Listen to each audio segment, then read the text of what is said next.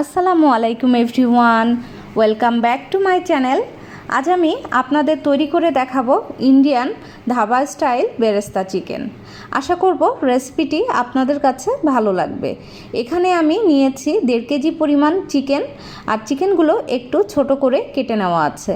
তো ফার্স্টেই চিকেনটা আমি একটু ম্যারিনেট করে রাখবো। এর জন্য দিয়ে দিচ্ছি 1/2 টেবিল স্পুন হলুদের গুঁড়া, 1/2 টেবিল স্পুন লাল মরিচের গুঁড়া, আর লবণ দিয়ে দিব স্বাদ মতো।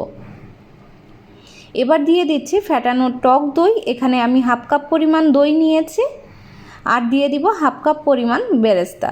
যেহেতু বেরেস্তা চিকেন, বেরেস্তা তো দিতেই হবে। তো সব কিছু এবার আমি হাতের সাহায্যে মেখে নেব।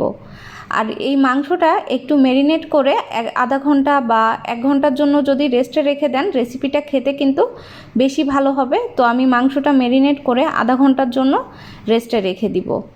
আধা ঘন্টা পরে আমি রান্নাটা শুরু করব। এই আধা ঘন্টায় কিন্তু এই সমস্ত মশলাগুলো চিকেনের মধ্যে ভালোভাবে প্রবেশ করবে। তো ফিরে আসব আধা ঘন্টা পর।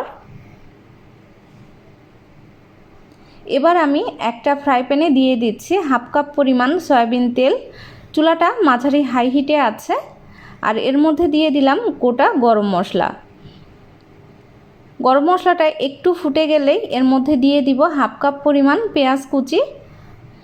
এবার আমি পেঁয়াজ এবং গরম মশলাগুলো খুব ভালোভাবে ভেজে নেব। একটু সফট হয়ে আসা পর্যন্ত পেঁয়াজটা ভেজে নিতে হবে।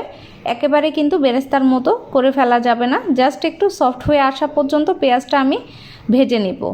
তো দেখুন পেঁয়াজটা কিন্তু ভাজা হয়ে গেছে, সফট হয়ে গেছে অনেকটাই। এবার আমি এর মধ্যে দিয়ে দিচ্ছি আদা বাটা, রসুন বাটা, জিরা বাটা, ধনিয়া গুঁড়া, কালো গোলমরিচের গুঁড়া, হলুদ গুঁড়া 1/2 টিস্পুন, লাল মরিচের গুঁড়াও 1/2 টিস্পুন। এবার আমি সব কিছু একটু ভেজে নেব। তার জন্য আমি দিয়ে দিলাম 1/2 কাপ পরিমাণ পানি। এই পানিটা দিয়ে মশলাটা খুব ভালোভাবে কষিয়ে নিতে হবে। মশলাটা যতক্ষণ না তেল ছেড়ে দেয় ততক্ষণ পর্যন্ত কিন্তু কষিয়ে নিতে হবে। যেহেতু আমি ম্যারিনেটের সময় মরিচ গুঁড়া, হলুদ গুঁড়া দিয়েছিলাম, তাই এখন আমি অল্প একটু দিলাম। ঢাকনা দিয়ে মশলাটা ভালোভাবে কষানো হয়ে গেছে।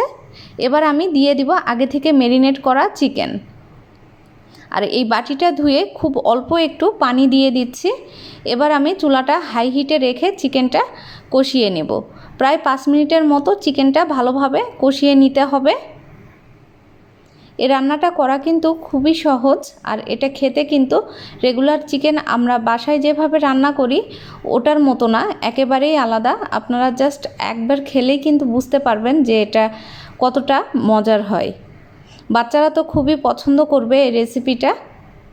তো দেখুন খুব ভালোভাবে আমি কষিয়ে নিয়েছি 5 মিনিট। এবার আমি 5 মিনিটের জন্য ঢাকনা দিয়ে আবারও কষিয়ে নিচ্ছি। তো টোটাল 10 মিনিটের মতো আমি কষিয়ে নিলাম। এবার দিয়ে দিব ফুটন্ত গরম পানি 1 কাপ পরিমাণ।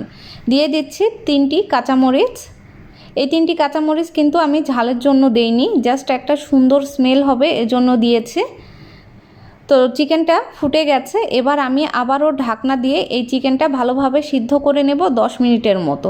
চুলা এবার মাঝারি হাই হিটে থাকবে, আর 10 মিনিটেই চিকেনটা কিন্তু খুব ভালোভাবে সফট হয়ে যাবে। তো ফিরে আসব 10 মিনিট পর। 10 মিনিট পর আমি ঢাকনা খুলে নিচ্ছি। এবার দিয়ে দিব 1/2 টিস্পুন পরিমাণ চিনি, দিয়ে দিব গরম মশলার গুঁড়া 1/2 টিস্পুন পরিমাণ, আর দিয়ে দিব 1 টিস্পুন পরিমাণ ঘি। আপনারা অবশ্যই বেরেস্তার চিকেন রান্নার সময় লাস্টে এই উপকরণগুলো অ্যাড করবেন, এতে করে চিকেনের টেস্ট একেবারেই অন্যরকম লাগবে। একবার হলেও আপনারা এভাবে ট্রাই করে দেখতে পারেন। তো দিয়ে দিচ্ছি ঘি। এবার আমি সব কিছু খুব ভালোভাবে চিকেনের সাথে মিশিয়ে নেব। আপনারা চাইলে গ্রেভিটা কিন্তু আরও ঘনও করতে পারেন। তো এরকমই রাখবো, যেহেতু আমি একটু পাতলা পাতলা গ্রেভিটা চাচ্ছি। একেবারে ঘন হলে কিন্তু খেতে ভালো লাগবে না। আমি যেহেতু পরোটার সাথে সার্ভ করব, তো এই জন্যই গ্রেভিটা এরকম রেখেছি। আপনারা চাইলে কিন্তু ভাত, পোলাও, রুটি যে কোনো কিছুর সাথেই সার্ভ করতে পারেন। তো দেখুন আমার রেসিপিটা কিন্তু পুরোপুরি হয়ে গেছে। এখন আমি চুলাটা বন্ধ করে দিব, আর চুলা বন্ধ করে আমি সার্ভ করে আপনাদের সাথে দেখাচ্ছি রেসিপিটা কেমন হলো। তো আমি পরোটার সাথে সার্ভ করে নিচ্ছি, আর আপনারা কালারটা দেখেই বুঝতে পারছেন যে এটা কতটা ইয়াম্মি হয়েছে। একবার হলেও ট্রাই করে দেখবেন, আপনাদের কাছে অবশ্যই ভালো লাগবে। এটা চাইলে কিন্তু আপনারা বাচ্চাদের টিফিনে অথবা বিকেলের নাস্তায়ও বানিয়ে দিতে পারেন। এটা খেতে কিন্তু খুবই মজার, অল্প সময়ে অল্প উপকরণেই তৈরি করে নেওয়া যায় রেসিপিটি। আশা করব ভালো লেগেছে আপনাদের। সবাই ভালো থাকবেন। আল্লাহ হাফেজ।